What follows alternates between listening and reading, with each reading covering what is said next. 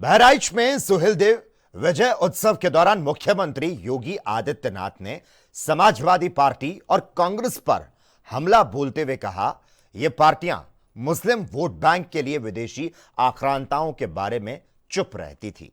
उन्होंने गाजी मियां के आयोजन को बंद कराने के लिए धन्यवाद भी दिया। सीएम योगी ने चितौरा झील पर बनी 40 फीट ऊंची महाराजा सुहेलदेव की प्रतिमा का लोकार्पण किया और मंच पर 5 बच्चों का अन्नप्राशन करवाया। सभी बच्चों का नाम सुहेलदेव रखा गया। रिपोर्ट देखिए। सीएम योगी ने कहा कि सपा कांग्रेस में गाजी मियां का विवाह कराने के लिए होड़ लगती थी। ये लोग मुस्लिम वोट बैंक के लिए विदेशी आक्रांताओं के बारे में कुछ नहीं बोलते थे। मैं उन लोगों को धन्यवाद दूंगा जिन्होंने गाजी के नाम पर होने वाले आयोजनों को बंद करवा दिया। योगी सुहेलदेव विजयोत्सव के मौके पर मंगलवार को बहराइच पहुंचे। उन्होंने चितौरा झील पर बनी 40 फीट ऊंची महाराजा सुहेलदेव की प्रतिमा का लोकार्पण किया। फिर मंच पर 5 बच्चों का अन्नप्राशन कराया। बच्चों को गोद में लेकर दुलारा, फिर तिलक कर खीर खिलाई। सभी बच्चों का नाम सुहेलदेव रखा गया। और आज उनका एक भव्य स्मारक यहाँ पर हम लोगों ने बना करके आज बहराइच वासियों को, पूर्वांचल वासियों को,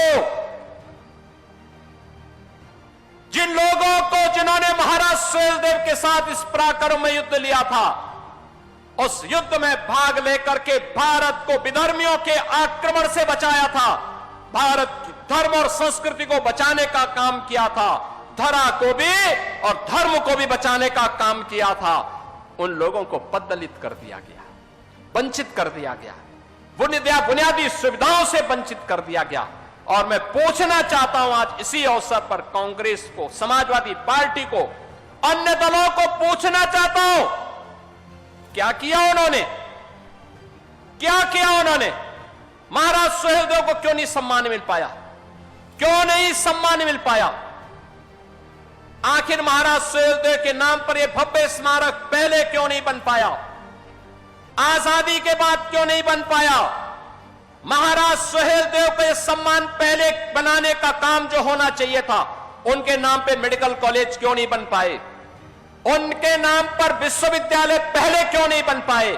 क्योंकि वोट बैंक की तो चिंता थी, लेकिन महापुरुषों का नाम अगर रख देंगे तो कहीं तुष्टीकरण की नीति फेल न हो जाए और मुस्लिम वोट बैंक के नाते वे लोग उन विदेशी आक्रांताओं के खिलाफ एक भी शब्द नहीं बोलते थे। महाराजा सुहेलदेव को पहले सम्मान नहीं मिला। सीएम योगी ने कहा कि 1000 साल पहले विदेशी आक्रांताओं का क्या हाल हुआ, उसकी मिसाल पेश करने वाले महाराजा सुहेलदेव को जो सम्मान मिलना चाहिए था वो नहीं मिला, लेकिन पीएम मोदी ने वो सम्मान उन्हें दिलाया। आज वो सम्मान महाराजा सुहेलदेव को दिया जा रहा है। अब विदेशी आक्रामकताओं का महीन मंडन बंद हो गया है। प्रधानमंत्री नरेंद्र मोदी का इस बारे में आदेश था कि राष्ट्रीय नायकों का सम्मान होना चाहिए। महाराजा सुहेलदेव को ये सम्मान पहले नहीं मिला क्योंकि लोगों को वोट बैंक की चिंता तो थी, साथ ही डर था कि महापुरुषों का नाम रख देंगे तो कहीं तुष्टीकरण की नीति फैल न जाए।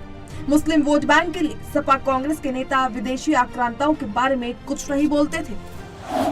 सपा जिन्ना का गुणगान करती है। मैं पूछना चाहता हूँ कि जब बीजेपी लौह पुरुष सरदार वल्लभ भाई पटेल का कार्यक्रम मनाती है, तब सपा जिन्ना का गुणगान करती। हम लोग महाराजा सुहेलदेव के विजय उत्सव को मनाने की बात करते थे तो सपा कांग्रेस में होड़ लगती थी कि गाजी मियां का विवाह होना चाहिए, सुहेलदेव का मेला होना चाहिए, सलार मसूद का नहीं। योगी ने कहा कि मैं उन लोगों को धन्यवाद दूंगा जिन्होंने गाजी के नाम होने वाले सारे आयोजनों को बंद करवा दिया। विदेशी आक्रामकताओं के नाम पर कोई आयोजन नहीं होगा।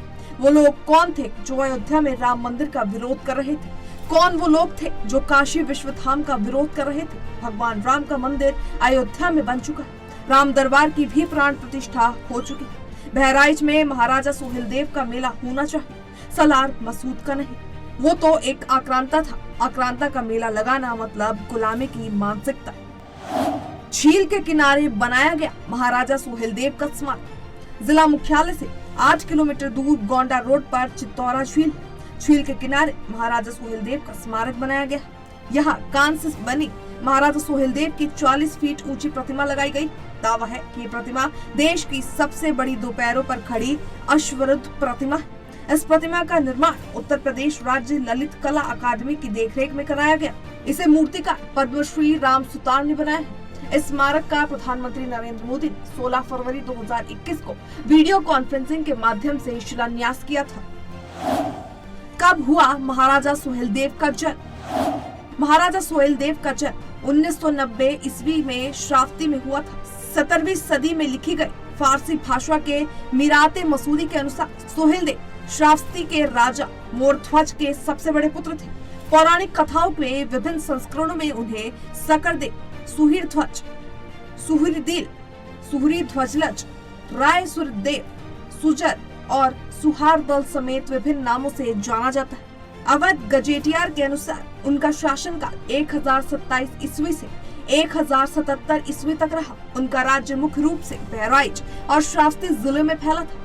उनका विस्तार पूर्व में गोरखपुर और पश्चिम में सीतापुर तक बताया जा रहा है। बहराइच में आयोजित सुहेलदेव विजयोत्सव में मुख्यमंत्री योगी आदित्यनाथ के बयान ने राजनीति में नया मोड़ ला दिया है। उन्होंने गाजी मियां के आयोजनों को बंद कराए जाने के साथ साथ विदेशी आक्रांताओं के महिमा मंडन को लेकर कड़ा रुख अपनाया। इसके अलावा महाराजा सुहेलदेव की प्रतिमा का लोकार्पण और बच्चों का अन्नप्राशन समारोह एक ऐतिहासिक पहल मानी जा रही है।